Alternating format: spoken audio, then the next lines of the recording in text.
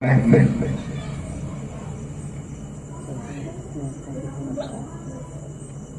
عظیم پیغمبر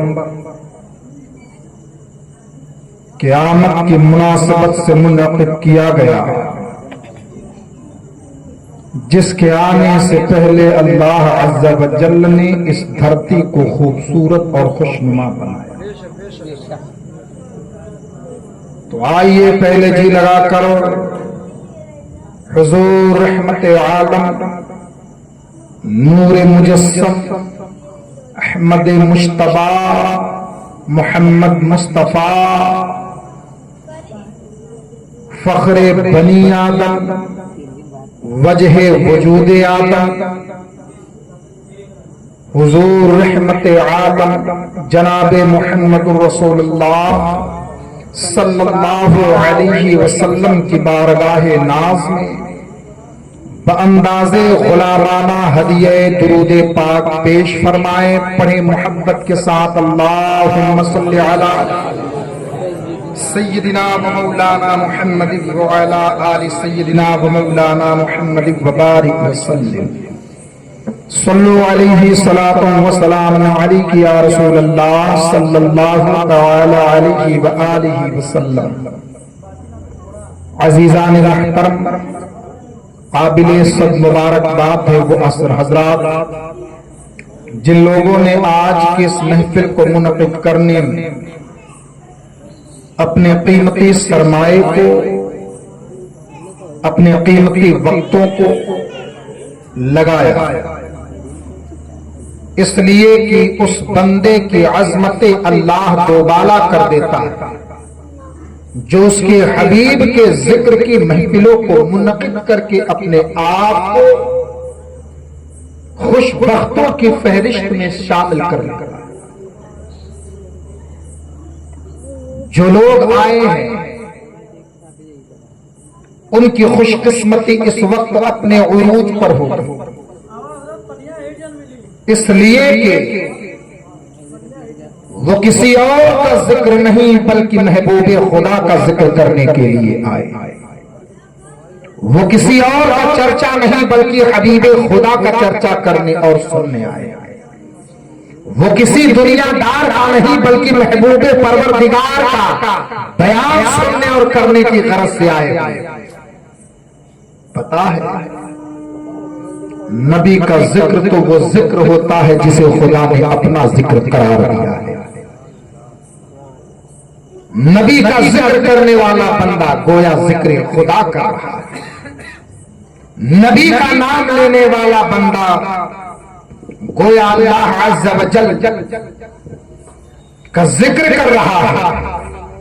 تو ہماری اور آپ کی یہ ذمہ داری ہے کہ ہم اور آپ حضور رحمت عالم جناب محمد رسول اللہ صلی اللہ تعالی علیہ وآلہ وسلم کا ذکر خیر کریں، حضور رحمت عالم نور مجسم صلی اللہ تعالی علیہ وآلہ وسلم کے ذکر خیر میں اپنے وقتوں کو گزارے۔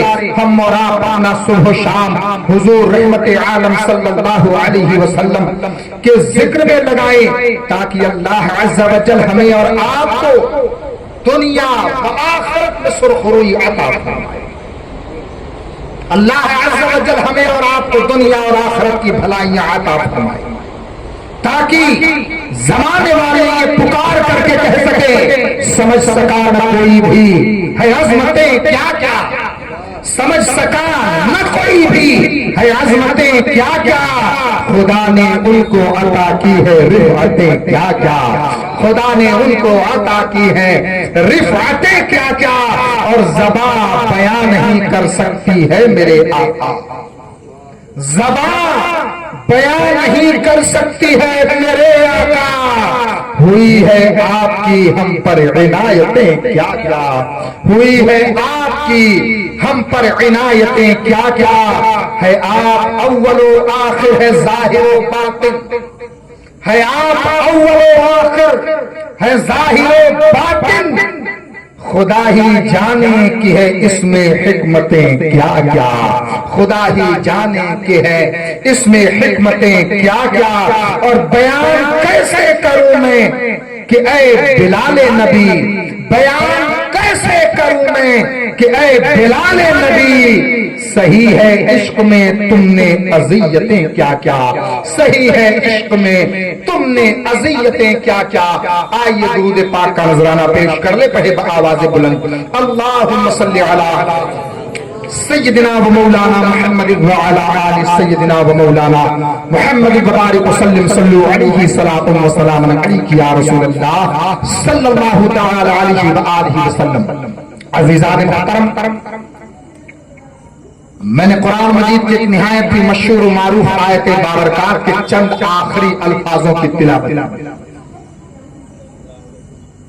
خدا تعالی ارشاد فرماتا ہے قد جاءکم من اللہ نور و کتاب مبین، بے شک تمہارے پاس میری جانب نور بھیجا اور روشن کتاب تمہیں عطا کی گئی۔ خدا تعالی نے اس آیت مبارک دو نعمتوں کا ذکر فرمایا۔ ایک تو خدا نے ذکر کیا کہ میں نے نور بھیجا، اور دوسری شے اللہ نے ذکر کیا کہ میں نے روشن کتاب بھیجا۔ آج کل کچھ لوگوں کو مغالطہ ہوا، انہوں نے کیا نور سے مراد بھی قرآن ہے، قرآن سے مراد بھی نور ہے، میاں ہم قرآن کو نور مانتے ہیں، اس سے ہمیں انکار نہیں ہے، لیکن جب خدا نے اس آیت میں کہا کہ میں نے نور اور روشن کتاب دی، میں نے نور اور روشن کتاب دی، تو اس کے درمیان کا اور بتا رہا ہے کہ نور اور ہے اور روشن کتاب اور یہ اور بتا رہا ہے کہ نور اور ہے اور روشن کتاب اور ہے۔ حالانکہ مفسرین کرام نے بڑی ساری اپنی اپنی آرا پیش کی ہے، لیکن میں چند دنیا کے مشہور ترین مفسرین کا ذکر کر رہا ہوں جنہوں نے یہ کہا ہے کہ خدا نے اس آیت جسے نور کہا اسی کو ہم محمد الرسول اللہ کہتے ہیں۔ خدا نے جسے نور کہا وہ ذات محمد عربی کی ہے، خدا نے جسے نور کہا وہ ذات رحمت عالم صلی اللہ علیہ وسلم کی ہے، اور اللہ نے جسے روشن کتاب قرار دیا وہ کتاب قرآن مجید ہے، وہ کتاب قرآن مجید ہے۔ اور میاں ان دونوں کا اگر بیان کیا جائے تو ایک چیز میں یہ عرض کر دوں، آپ کو قرآن کی عظمتیں بتائے گا، مدینے کا تاجدار آپ کو قرآن کی رفعتوں سے آشنا کرے گا، پیغمبر اعظم آپ کو قرآن مجید کی حکمتوں سے آشنا کرے گا، اللہ کا محبوب۔ تو بتانے کا مقصد یہ ہے کہ آپ کو اگر قرآن کو سمجھنا ہے تو نبی کی بارگاہ میں جانا ہوگا، اور نبی کو سمجھنا ہے تو قرآن کی بارگاہ میں جانا ہوگا۔ قرآن بتائے گا نبی کیا، قرآن اجاگر کرے گا نبی کی عظمتیں کیا ہے، قرآن وضاحتیں پیش کرے گا کہ نبی کا رتبہ اور ان کی عظمتیں کیا ہے۔ میاں قرآن حضرت عائشہ صدیقہ رضی اللہ تعالی عنہا آپ کی بارگاہ میں مدینہ منورہ کے خاتون آئی، اور اس نے آ کر کے کہا کہ اے ام المؤمنین حضرت عائشہ صدیقہ، میں جاننا چاہتی ہوں کہ مصطفیٰ کا اخلاق، میں جاننا چاہتی ہوں کہ مصطفیٰ کا کردار کیا ہے، میں نبی کی عظمت رفعت مقام بلندی برتری عظمت ان تمام چیزوں کو جاننا چاہتی ہوں۔ حضرت عائشہ صدیقہ نے فرمایا اگر تم نبی کا کردار، اگر تم نبی کا اخلاق جاننا چاہتی ہو تو مجھے بتاؤ کیا تم نے قرآن نہیں پڑھا ہے؟ اس نے کہا کیوں نہیں پڑھا ہے، ہم نے احمد کی الف سے والناس کی سین تک پڑھا ہے۔ حضرت عائشہ فرماتی ہے قرآن ہی نبی کی سیرت کا نام ہے، قرآن نبی کے کردار کا نام ہے، قرآن نبی کی اخلاق کا نام ہے۔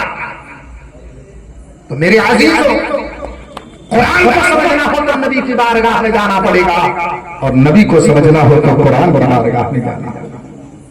یہ شان و عظمت ہے پیغمبر اعظم نبی کے نور جو کے بڑے بڑے مفسرین نے کہا کہ اس آیت میں اللہ نے جسے نور قرار دیا ہے وہ ذات کوئی اور ذات نہیں بلکہ حبیب خدا. حضرت فقیہ سمرقندی رحمۃ اللہ علیہ فرماتے ہیں نور سے مراد محمد الرسول اللہ.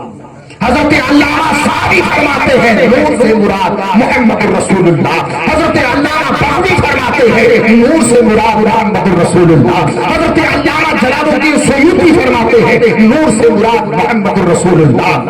حضرت علامہ محمود آلوسی رحمۃ اللہ تعالی علیہ فرماتے ہیں نور سے مراد محمد الرسول اللہ. میاں آج کل کچھ ناہنجار کہتے ہیں کہ نبی کی عظمت بخاری میں دکھاؤ مسلم میں دکھاؤ. آپ نبی کو نور کہیں گے کہ آپ بخاری میں دکھاؤ, آپ مسلم میں دکھاؤ. میاں بخاری اور مسلم کو ایک طرف رکھو, میں آپ لوگوں کو ان کے استاد حضرت علامہ عبدالرزاق کی بارگاہ میں لے کر دے گا. اگر اس کی دلیل دے دی جائے تو پھر میں یہ محسوس کرتا ہوں کہ شاگردوں کی کوئی ضرورت پھر پڑنے والی نہیں ہے اس میں. پھر ان کا یہ کہنا کہ نہیں بخاری میں دکھاؤ مسلم میں دکھاؤ. حضرت علامہ عبدالرزاق رحمۃ اللہ تعالی علیہ جو حضرت امام بخاری کے بھی استاد ہیں, حضرت امام مسلم کے بھی استاد ہیں, انہوں نے کہا کہ اللہ کے نبی کی بارگاہ میں حضرت جابر رضی اللہ تعالی عنہ جاتے ہیں. جا کر انہوں نے سوال کیا حبیب خدا اللہ تعالیٰ نے سب سے پہلے کس چیز کو بنایا؟ تو اللہ کے نبی صلی اللہ علیہ وسلم نے ارشاد فرمایا کہ اللہ نے سب سے پہلے میرے نور کو بنایا. اور اگر آپ دنیا تصوف میں غوطہ ہونا چاہے تو میں یہ عرض کر دوں کائنات کی ہر ایک شے کو اللہ نے اپنے حبیب کے نور سے بنایا. اللہ نے اپنے حبیب کا نور اپنے نور سے بنایا. اللہ نے اپنے حبیب کا نور اپنے نور سے بنایا اور اللہ نے اپنے نبی کے نور سے کل کائنات کو بنایا. تو کہنا پڑے گا کہ اصل ذات محمد اصل ذات مصطفیٰ ہے. میاں اپنے نبی جناب محمد رسول اللہ کی شان آج کوئی ظالم نہیں سے اٹھتا ہے. حضور کی شان میں حفاظت بڑھتا ہے. کوئی نہیں سمجھ گیا جس نے بھی شوق چل رہا ہے کہ میں مشہور ہو جاؤں میرے نبی کے خلاف حفاظت بڑھتا ہے. حضور علیہ الصلوۃ والسلام کی شان میں توہین کرتا ہے. ایسے ناہنجاروں اور ظالموں کو بتا دیا جائے کہ میاں چاند کے اوپر تھوکنے سے تھوک تمہارے چہرے پر آنے والا ہے اور اس سے چاند کا کچھ بگڑنے والا نہیں ہے. یہ تو چاند کی مثال ہے, یہ تو چاند کی باتیں ہیں, یہ تو چاند کا تذکرہ ہے. میں اس نبی کا بات کیوں نہ بتاؤں, میں اس نبی کا ذکر کیوں نہ کروں جس نے چاند کے سینے کو چاک کر دیا, جس نے چاند کے سینے کو بھی چاک کر دیا. اور ایسا چاک کیا حضور نے اشارہ تو مکہ معظمہ میں کیا تھا لیکن چاند کے ٹکڑے ہوتے ہوئے دھرتی کے تمام باشندوں نے دیکھا, آسمان کے ملائک نے دیکھا ہے, اجنہ نے دیکھا ہے, سب نے دیکھا کہ آج پیغمبر اعظم صلی اللہ علیہ وسلم نے اپنے انگلی کے اشارے سے چاند کے دو ٹکڑے کر دیا. یہ شان ہے محبوب خدا کی, یہ عظمتیں ہے پیغمبر اعظم صلی اللہ علیہ وسلم. تو میاں حضور نبی مکرم صلی اللہ علیہ وسلم کی ذات گرامی وہ عظیم ذات ہے کہ ہمارا اگر اپنے نبی کا تذکرہ کرنا چاہے اور یہ سوچے کہ حضور کا تذکرہ ہم مکمل کر سکتے ہیں, ایسا ہرگز نہیں ہو سکتا ہے.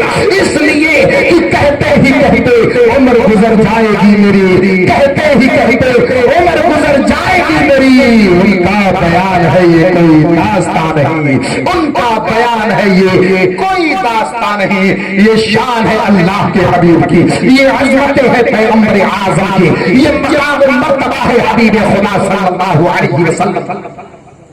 لیکن میں یہ بھی عرض کرتا چلا, کچھ لوگوں نے یہ مغالطہ پھیلایا کہ میاں یہ سنی لوگ نبی کو بشر نہیں مانتے, یہ سنی لوگ نبی کو بشر نہیں مانتے. ہم یہ کہنا چاہتے تم اہل سنت आप उसे ये साबित करो कि हम नबी को बशर नहीं मानते हैं। अल्हम्दुलिल्लाह हम नबी को नूर भी मानते हैं और नबी को बशर भी मानते हैं, मगर तुम में और हमें फर्क ये है कि तुम नबी को अपनी तरह बशर मानते हो, हम नबी को खैरुल बशर मानते हैं। हम तो नबी को ऐसा बशर मानते हैं जिसने बशरियत को मेराज अता किया। हम तो नबी को ऐसा बशर मानते हैं जिन्होंने बशरियत की अजमत बुलंद की है। हम तो नबी को ऐसा बशर मानते हैं कि जिस बशर की वजह से अबुल बशर हजरत आदम को अल्लाह अज़्ज़ व जल्ल ने मस्जिद मलाइक बनाया। इसीलिए किसी सूफी ने कहा है आदम में अगर जलवे जानाना न होता, आदम में अगर जलवे जानाना न होता, मस्जिद मलाइक कोई बेगाना न होता, मस्जिद मलाइक कोई बेगाना न होता। ये शान है अल्लाह के हबीब की। तो हम तो अपने नबी को बशर भी मानते हैं, हम अपने नबी को नूर भी मानते हैं। हमारे नबी नूर है और उस नूर को अल्लाह ने बशरियत के लबादे में इसलिए इस धरती पर भेजा ताकि हम जैसे बशर पर जीने का ढंग मालूम, हम जैसे बशर को जिंदगी गुजारने का तरीका मालूम हो जाए, हम जैसे बशर को अल्लाह की रजा में अपनी पूरी जिंदगी गुजारने का ढंग मालूम हो जाए, हम जैसे गुनाहगार बशर को जिंदगी गुजारने का सलीका मालूम हो।